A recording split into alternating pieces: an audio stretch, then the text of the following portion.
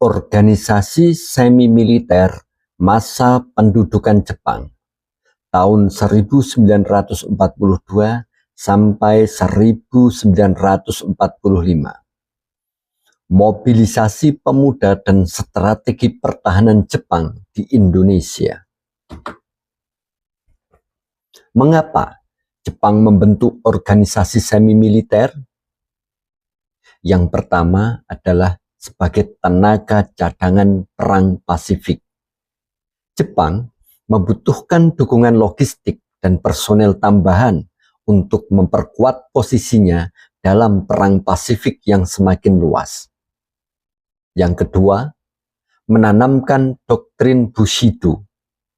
Organisasi ini menjadi sarana efektif untuk menyebarkan ideologi Bushido dan menumbuhkan loyalitas tinggi terhadap Kaisar Jepang di kalangan masyarakat Indonesia.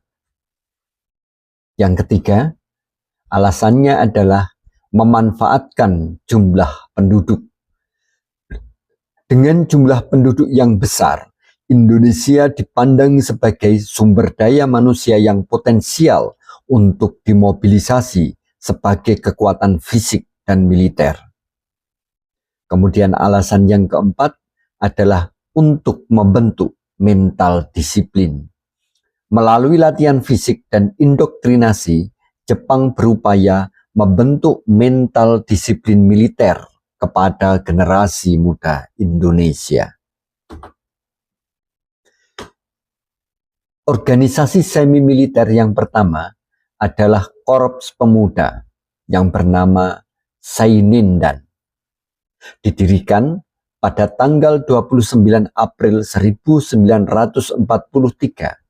Seinindan adalah organisasi yang melatih pemuda berusia 14-22 tahun agar memiliki kedisiplinan dan mental yang kuat.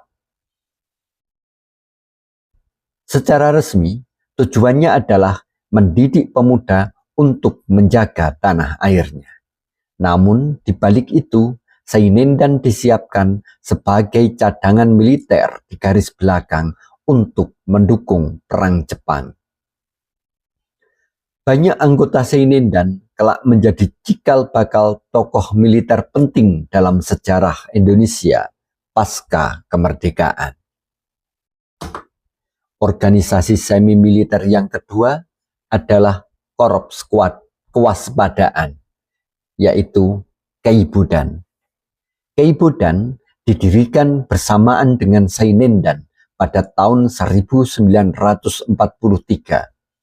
Organisasi ini berfungsi sebagai pembantu polisi dan anggotanya adalah pria berusia 25 sampai 35 tahun. Tugas utama mereka meliputi menjaga keamanan desa, mengatur lalu lintas, serta bertindak sebagai telik sandi untuk mengawasi ancaman terhadap Jepang. Struktur Keibudan diawasi ketat oleh kepolisian Jepang untuk mencegah organisasi ini dimanfaatkan oleh gerakan nasionalis. Organisasi semi-militer yang ketiga adalah Himpunan Wanita, yaitu Fujinkai. Fujinkai atau Himpunan Wanita dibentuk pada Agustus 1943. Ini adalah organisasi semi-militer khusus yang melibatkan kaum wanita dengan usia minimal 15 tahun.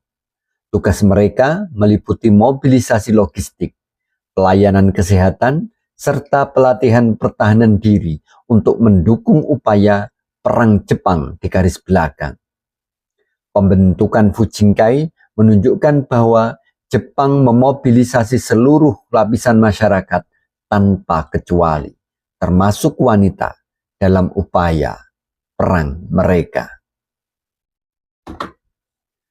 Organisasi semi-militer yang berikutnya adalah bagaimana menyatukan pemimpin-pemimpin nasionalis.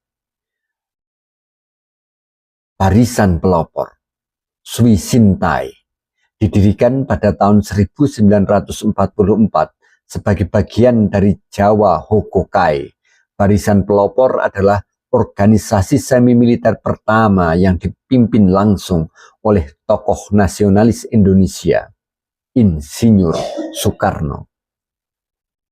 Berbeda dengan organisasi lain yang diawasi ketat Jepang, Barisan Pelopor justru sangat kental dengan semangat nasionalisme Indonesia dan menjadi wadah bagi pemuda untuk mempersiapkan diri. Kelak, anggota Barisan Pelopor memainkan peran krusial dalam pengamanan proklamasi kemerdekaan Indonesia. Organisasi semi-militer yang kelima adalah Hizbullah. Hizbullah dibentuk pada Desember 1944 sebagai pasukan cadangan khusus yang beranggotakan pemuda muslim. Tujuan Jepang adalah memanfaatkan semangat jihad umat Islam untuk melawan sekutu, dengan harapan mendapatkan dukungan moral dan fisik dari komunitas agama terbesar di Indonesia. Tanpa disadari Jepang, pelatihan ini justru berdampak pada terbentuknya basis kekuatan militer Islam yang sangat kuat, yang kemudian berperan penting dalam mempertahankan kemerdekaan Indonesia selama revolusi fisik. Dua sisi mata pedang. Dengan adanya kebijakan Jepang membuat organisasi semi-militer, itu sama saja Jepang memiliki pedang yang kedua sisinya diasah tajam. Keuntungan bagi Jepang adalah Jepang berhasil mendapatkan bantuan tenaga kerja dan dukungan pertahanan yang signifikan untuk kepentingannya dalam Perang Dunia II.